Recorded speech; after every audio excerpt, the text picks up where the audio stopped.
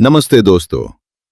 आज हम एक ऐसे टॉपिक पर बात करने वाले हैं जिसने पूरे इंडिया में हलचल मचाई हुई है। Dubai real estate market. क्या आपने कभी सोचा है कि क्यों हर बड़ा इंडियन बिजनेसमैन, बॉलीवुड सेलिब्रिटी और यहां तक कि मिडिल क्लास इन्वेस्टर्स भी दुबई में प्रॉपर्टी खरीदने के लिए लाइन लगाए खड़े हैं? और सबसे बड़ा सवाल, क्या एक रियल एस्टेट ब्रोकर सच में महीने का 100,000 दिरहम्स कमा सकता है? आज इस 40 मिनट की डिटेल नरेशन में हम इस मार्केट की एक एक बारीकी को समझेंगे, राइट नंबर्स और फैक्ट्स के साथ। दोस्तों, सबसे पहले नंबर्स की बात करते हैं, क्योंकि नंबर्स झूठ नहीं बोलते।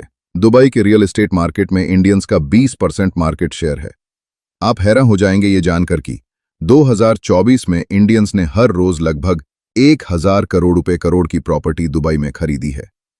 लोग पूछते हैं, दुबई ही क्यों? इसका जवाब है ROI, रिटर्न ऑन इन्वेस्टमेंट।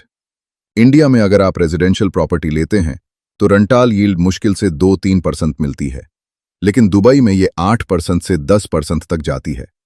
इसके अलावा दुबई की करेंसी दिरहम US डॉलर से लिंक्ड है। पिछले 12-15 सालों में दिरहम के मुकाबले रुपये की वैल्यू लगभग आधी हो गई है। यानी अगर आपकी प्रॉपर्टी की कीमत ना भी बढ़े तो भी आपकी करेंसी अप्रिसिएशन से ही 20% तक का रिटर्न मिल जाता है। दुबई का मतलब सिर्फ बुर्ज खलीफा नहीं है। यहां हर बजट के लिए कुछ न कुछ है। स्टूडियोज लगभग 1.5 करोड़ रुपए से 1.7 करोड़ रुपए 750,000 AED रुपए से शुरू होते हैं। 2 BHK अपार्टमेंट्स, इनकी रेंज 4 करोड़ रुपए के आसपास होती है। विलाज, 4 बेडरूम विलाज लगभग 6 करोड़ रुपए से शुरू हो जाते हैं। अगर हम ग्लोबल सिटीज से कंपेयर करें तो दुबई आज भी सस्ता है।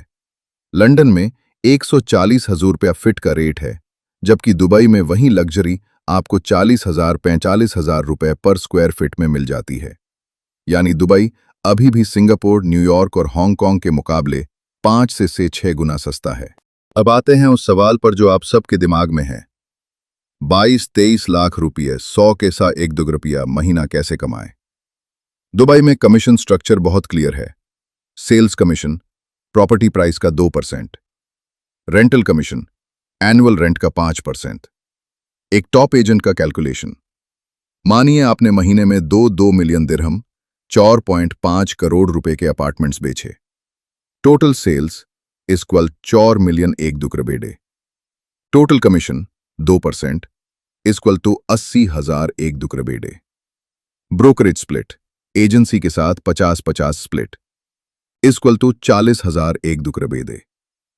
अगर आपने एक बड़ा विल्ला मान लीजिए 60 मिलियन 1-2 रुपए का बेच दिया तो उसका टोटल कमीशन 1.2 मिलियन 1-2 रुपए बनता है, जिसमें से 600,000 1-2 रुपए 1.3 करोड़ रुपए सिर्फ आपका हिस्सा हो सकता है। टॉप एजेंट्स जो लग्जरी मार्केट में डील करते हैं वो महीने का 50,000 से 100,000 दिरहम्स बड़े आराम से कमाते हैं। अगर आप इंडिया से दुबई आकर रियल्टर बनना चाहते हैं तो ये स्टेप्स ध्यान से सुनिए। वीजा और कंपनी। सबसे पहले आपको किसी ब्रोकरेज फर्म के साथ जुड़ना होगा जो आपका वीजा स्पॉन्सर करेगी। रेरा लाइसेंस, दुबई में बिना लाइसेंस के काम करना इल्लीगल है। आपको RERA real estate regulatory agency का एक एग्जाम पास करना होगा। इसकी ट्रेनिंग फी लगभग 2,500-3,000 AED होती है। नो सैलरी ट्रैप, याद रखिए दुबई में 90% real estate jobs commission only होती है। आपके पास कम से कम 6 महीने का बैकअप फंड होना चाहिए सरवाइव करने के लिए। स्किल्स, आपको स्ट्रीट स्मार्ट बनना होगा। दुबई में 180 से ज्यादा नेशनैलिटीज रहती हैं। आपको एक अमेरिकन, एक यूरोपियन और एक इंडियन क्लाइंट, तीनों के साथ अलग तरह से डील करना आना चाहिए। एक स्मार्ट ब्रोकर वही है जो अपने क्लाइंट को सही जगह इन्वेस्ट करवाए। JVC और अर्जन, ये एरियाज रेंटल इनकम के लिए बेस्ट हैं, जहां 9-10% रिटर्न मिल सकता है। दुबई साउथ, यहां नया अल मखतूम एयरपोर्ट बन रहा है जो आगे चलकर दुनिया का सबसे बड़ा एयरपोर्ट होगा। रसल खाइमा, रक, यहां पर गेमिंग लाइसेंस, कसीनो आ रहा है, जिसकी वजह से लोग यहां प्लॉट्स खरीदने के लिए पागल हो रहे हैं। दुबई गवर्नमेंट ने इन्वेस्टर्स को बचाने के लिए बहुत कड़क कानून बनाए हैं। एस्क्रो अकाउंट, आपका पैसा बिल्डर के पास नहीं बल्कि एक गवर्नमेंट रेगुलेटेड एस्क्रो अकाउंट में जाता है। बिल्डर वहां से पैसा तभी निकल सकता है जब कंस्ट्रक्शन एक लेवल तक पूरी हो जाए। Dubai rest app. आप घर बैठे लाइव फोटोज और कंस्ट्रक्शन परसेंटेज देख सकते हैं कि आपका बिल्डिंग कितना बना है। दुबई में जितने टॉप लेवल के ब्रोकर्स हैं, सबका मानना है कि पर्सनल ब्रांडिंग। आज का जमाना सोशल मीडिया का है। एक वायरल वीडियो आपको पूरे साल का कमीशन दिला सकती है। मेंटरशिप। शुरुआत में एक अच्छे मेंटर के साथ काम करें, चाहे उसके लिए आपको फ्री में काम क्यों ना करना पड़े। पेशेंस। इस फील्ड में ब्रेक इवन तक पहुंचने में 3 से 5 साल लग सकते हैं, लेकिन एक बार सेट हो गए तो sky is the limit. Service over commission.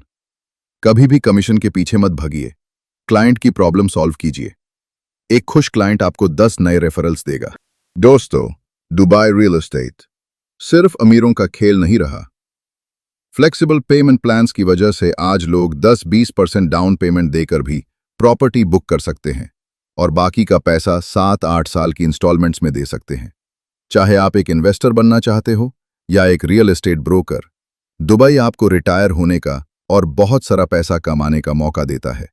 बस जरूरत है सही जानकारी, थोड़े से रिस्क और बहुत सारी मेहनत की, क्योंकि दुबई में जो दिखता है वही बिकता है। दुबई में रियल एस्टेट एजेंट बनना कोई गेट रिच क्विक स्कीम नहीं है। सच तो यह है कि यहां 99% ब्रोकरेज फर्म्स फिक्स्ड सैलरी नहीं देती। यह पूरी तरह कमीशन बेस्ड बिजनेस है।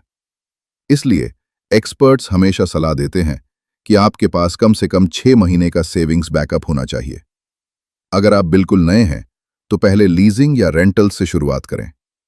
सेल्स में पहली डील होने में 3 से 6 महीने लग सकते हैं, लेकिन रेंटल्स में आप कुछ ही हफ्तों में पैसा कमाना शुरू कर सकते हैं। इससे आपका ब्रेड एंड बटर निकलता रहेगा जब तक आप कोई बड़ी सेल क्लोज नहीं करते। दोस्तों, उम्मीद है दुबई रियल एस्टेट की ये डिटेल्ड नरेशन आपको पसंद आई होगी और इससे आपको मार्केट की सही तस्वीर समझ आई होगी। हम मेहनत करते हैं ताकि आप तक सही नंबर्स और फैक्ट्स पहुंचे जो आपकी जिंदगी बदल सकें। अगर आपको यह वीडियो इन्फॉर्मेटिव लगा हो तो इस वीडियो को लाइक जरूर करें ताकि हमें पता चले कि आपको हमारा काम पसंद आ रहा है। चैनल को सब्सक्राइब करें और बेल आइकन दबाएं ताकि दुबई और इन्वेस्टमेंट से जुड़ी कोई भी बड़ी अपडेट आप मिस न करें। और सबसे जरूरी, ये वीडियो अपने दोस्तों और फैमिली के साथ शेयर करें। क्या पता आपका एक शेयर किसी के करियर या इन्वेस्टमेंट डिसीजन में काम आ जाए। मिलते हैं अगले वीडियो में। तब तक के लिए शुक्रिया और अल्लाह हाफिज। These insights are based on the provided sources and current market trends as mentioned in the transcripts. Please verify specific legal and financial details independently before making investments.